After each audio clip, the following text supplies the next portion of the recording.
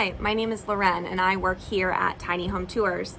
I wanted to pop on quickly and let you know that our e-course focused on tiny living, the Tiny Living course, is still available in our pre-launch phase at a discounted price. So if you want to jump in there before we go up to full price and also access some incredible pre-launch bonuses, click down on the link below to check out our course sales page and enroll.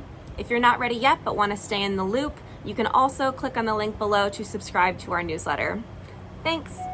My name is Beverly from the YouTube channel Becoming Bev. Today we're in Almosa, Colorado, and I'm going to show you around my 2004 Chevy Express 1500.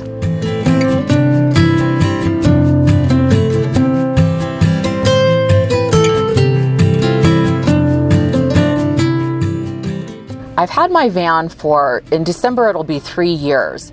And when I first got the van, I just did an inexpensive build. I did a trip to Home Depot, spent a couple $100 and a weekend just building out a really basic bed platform and a little kitchen cabinet area. And I did that just to see if I'd like being in the van or not. And it turns out I love being in my van. So I spent a little bit more money. I was still for a couple of months. My daughter and I partnered and bought a campground, so I was in Southeast Missouri helping her with our campground, so I could be without my van for a couple of months to do this nicer build out, and I couldn't be happier with how it turned out. First, I'll show you the upgrades and what I did with the kitchen setup. The kitchen sink is set up on a pump, so I press this button and just turn the nozzle on and I've got running water. It's connected to a 10-gallon tank, which is up under the bed. I went with an induction cooktop, and I love this part. I had them put a flip top on the cabinet, and what that does is it gives me extra counter space while I'm cooking, and all this is run off of a 200 amp hour lithium battery that's up under the bed. Before I had a butane cooktop, and it's always just a little concerning, you know, having a flame in here with all this trim. So I like the induction cooktop. It does a good job for me. My friend Larry, who helped me do this build, he gave me a call. He went to Home Depot and he was like, I found the perfect knobs for your van. And I agree. He did a great job choosing those for me.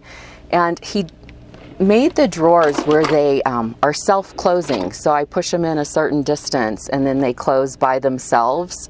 Under the kitchen cabinet, I store cleaning supplies, basically, a few little food items. I've learned that it's important to have backup systems in the van, so I have an extra gallon of water there just in case, and it has come in handy before. Over here I have an Epicool 55 car refrigerator, and I really love where it's placed here. I put a tray on top, so this acts as a side table for when I'm, just lounging here, but also I can access it from the driver's seat if I need to. And I just put, a few little extra containers in here, iced tea. I had the swivel seat put in the van because it really creates like a living room type experience for me. So I can sit here and read or edit videos or talk on the phone or whatever I need to do, or sit here and eat even. So I like this because it becomes like a side table or a coffee table to hold my drinks and my food. And then my footstool here is also my toilet, but I'll sit here and just, kick back. Like I said, it really creates a living room space in the van. So this little nook right here used to hold a television, and we took the television out. I printed this little starfish picture that I took and had it fitted just the perfect size to fit in this nook. So I've got quite a bit of extra storage up here. I keep extra dishes, pots and pans, paper plates, that sort of thing up there. When I first started off in the van, I would just put up the front window shades on the sides and in the front for privacy, but that was kind of a hassle putting them up and down every time I needed to park the van at night and then taking everything down in the morning when I got ready to leave. So I've got these curtain sliders off of Amazon and just screwed them into the top of the van. So now for privacy, I just unhook it right here and slide my curtains over at night.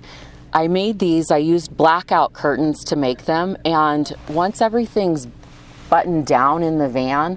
I've walked around and looked outside. There's no light leak and you can't even tell anyone's in here. So this area up here, I put the hooks up here to hold my coffee funnel. I like for everything to be convenient in the morning when I make my coffee. So I've got my coffee funnel handy, my coffee cups, coffee, and everything I need to make that. Also up here I have my Wii Boost, which I don't really know if it makes all that much difference or not, to be honest.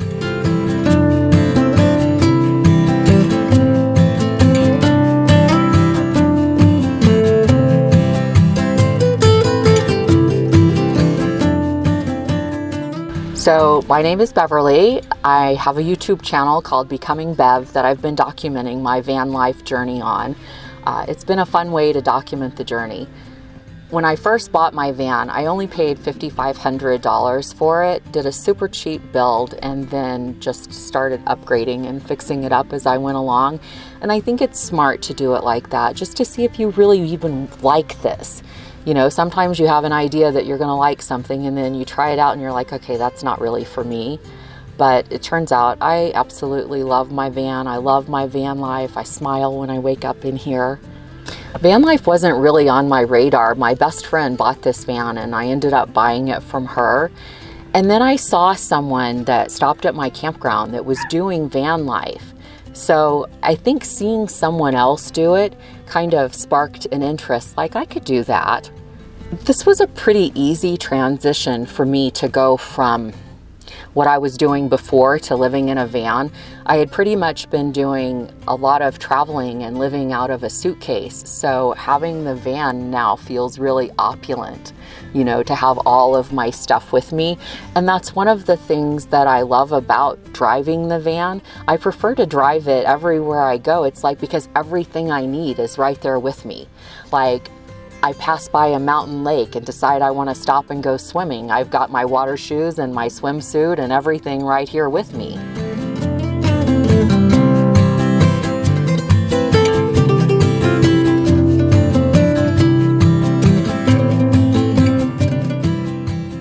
This is another one of the biggest changes about the van, is we completely gutted it and rebuilt this entire bed platform. Before it was just 2x4s and plywood and totally open space underneath. I had plastic bins in here for storage and that was it.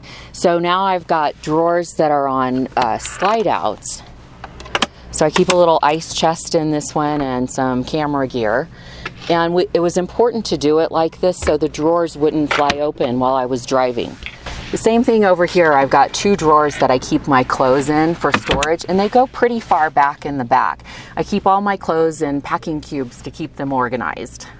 When you're living in such a small space, it's really important to stay organized. So I really love the packing cubes. It just helps me keep things organized at another level. Another thing that we did differently in the van is we put lots of plugs and USB ports in the van. That way I can keep all my gear charged up. It's amazing how much stuff you have to charge now with a USB port. So in the sleeping quarters in the van, I felt like I really wanted to be comfortable. I have an 8-inch memory foam mattress in here, and I went with a full-size bed. And some people give me a hard time about my full-size bed, that it ate up so much space in the van, but I love my full-size bed and I wouldn't trade it for anything. And part of the advantage of having the full-size is all the storage that I have underneath the bed. I could have fit a queen-size mattress in here, but chose not to, because that way I have storage on the side. This little storage nook here, I have my Acmo lithium battery. And I love that it fits in here like this because I can access it. I just pull the little cover back, turn it on, and like I used it this morning to dry my hair, and that way I'm not using up the house battery. Right now we're totally off grid, and so I'll be here probably 4 or 5 days without recharging the battery and being able to plug in. I think it's important to have backup systems in the van.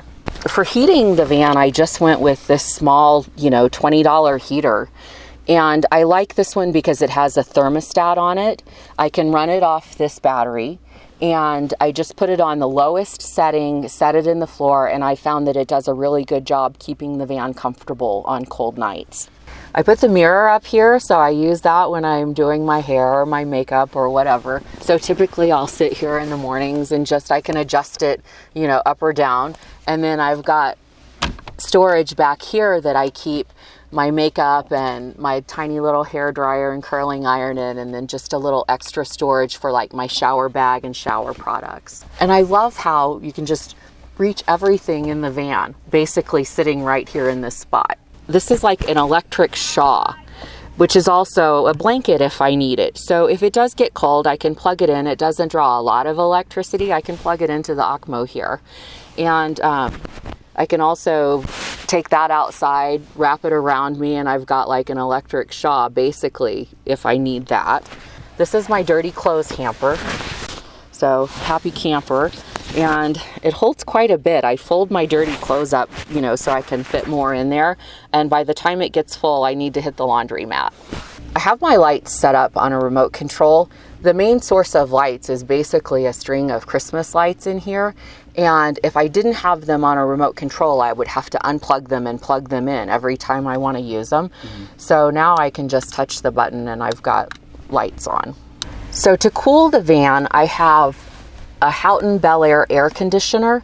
That runs when I have shore power. It also runs off of a 2,000 watt generator. I had a 3,500 watt generator, and that was one of the things that I changed in the van. I added a component called a soft start. So now I don't need that giant generator to run it. I can run it off of a much smaller generator. So I was able to get rid of the cargo rack off the back of the van, that giant generator, and then I'll show you around back that 2,000 watt generator just fits right inside the back door. About 3 weeks ago, I had the Max Air fan installed, and that has been a game changer. Like I found sometimes when I was parked like at a roadside park or a hotel parking lot or something like that, it would just get a little stuffy in the van. So now I can use that Max Air fan. It pulls the hot air out of the van quickly so it cools it off. And then it also has a setting where I can turn the air around and it turns into like a ceiling fan in here. I also had a little hook rack installed right here, like next to the bed where I'm sleeping. And I keep my keys here so I can lock the doors at night, and I have easy access if I need to unlock them quickly. And then I also have my extra keychain to unlock the doors and my mace.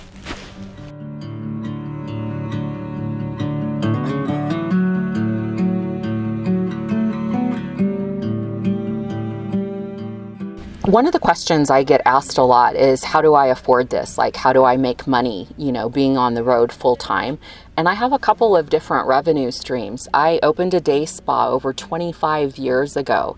So I have a manager in place that runs that. So that's my main revenue stream.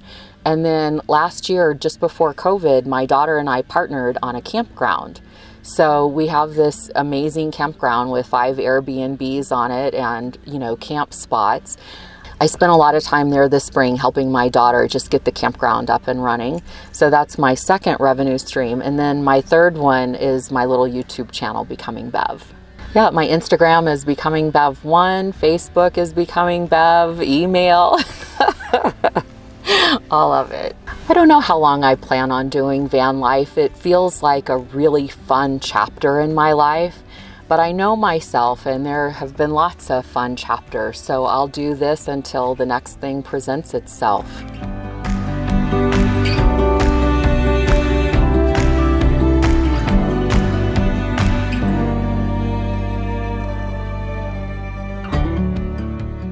One of the biggest changes that we did in building this bed platform was to have accessible storage back here that was super easy to get to. And this drawer goes pretty far out. This is my portable solar panel, and I've got outlets. You can see the red and black wire at every door, so I can set up the solar panel to recharge the lithium battery when I'm off grid like this.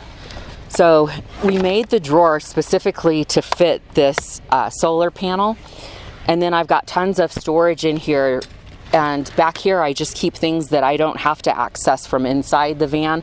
So cleaning supplies, my extra butane stove, my camping chair and table, my toolbox, that sort of stuff. This is the 2,000 watt generator that I have now. So when I need to run the generator, I just set it outside the van, but we cut a little nook back here so it would fit.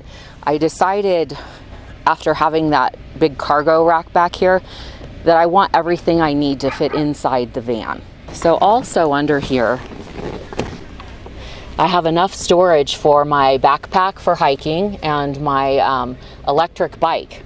So I have a foldable electric bike that fits right in there up under the bed now. So some of the main changes in the van are things that you can't see from here.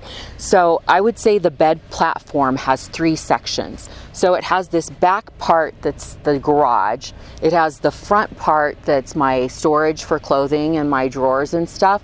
And then it's got a whole section in the middle that's really the main thing that we redid in the guts of the van.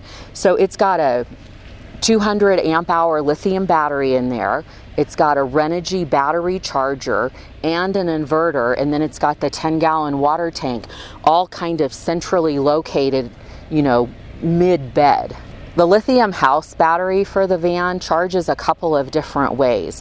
It charges when I'm driving, it charges when I'm plugged in, or I can charge it with this solar panel. I did the same curtain slides back here that I did up front. So at night when it's time for me to call it a night, all I do is just slide the curtains across there. So one of the things that I love about my van is that it has doors on both sides.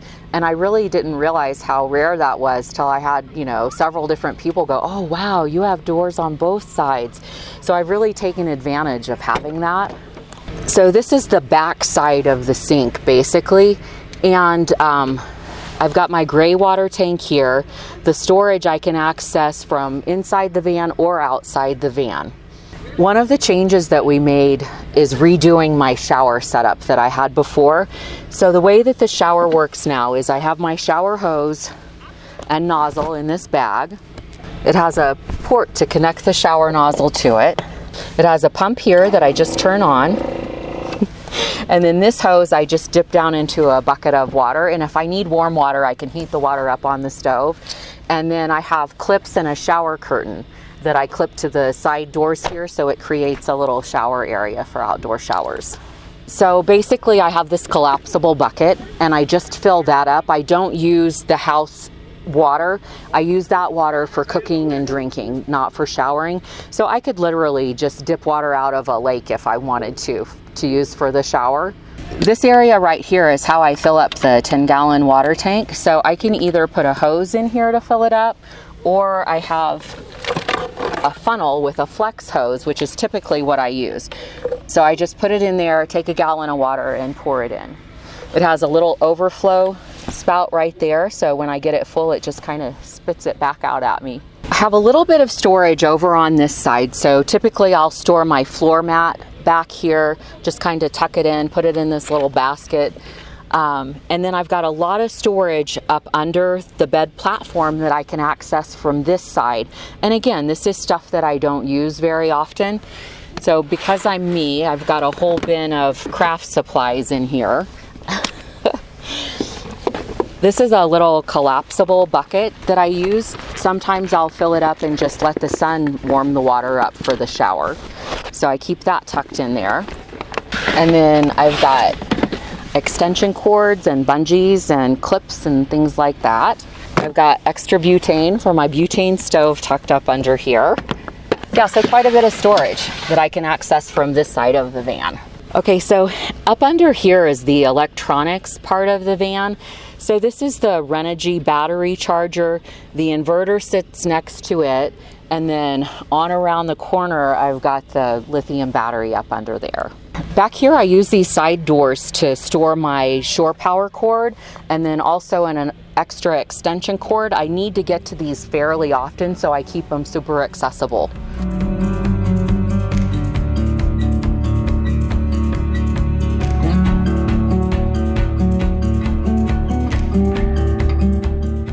Another question that I get asked pretty often is, do you feel safe in the van?